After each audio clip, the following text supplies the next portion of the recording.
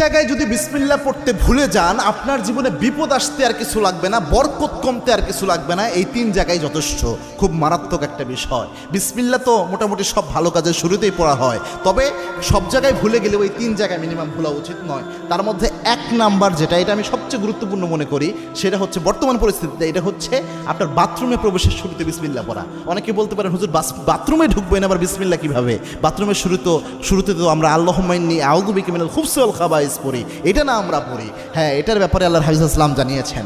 আল্লাহর হাবিব সাল্লাল্লাহু আলাইহি ওয়াসাল্লাম জানিয়েছেন, কোনো ব্যক্তি যদি বাথরুমে প্রবেশের সময় পড়ে আল্লাহুম্মা ইন্নী আউযু বিকা মিনাল খুবসি ওয়াল খাবাইস, এর ফজিলত হলো ওই ব্যক্তি বাথরুমে প্রবেশ করলে বাথরুমের মধ্যে যে দুষ্ট জিনগুলো থাকবে ওই ব্যক্তিকে দেখতে পাবে, কিন্তু কোনো ক্ষতি করতে পারবে না।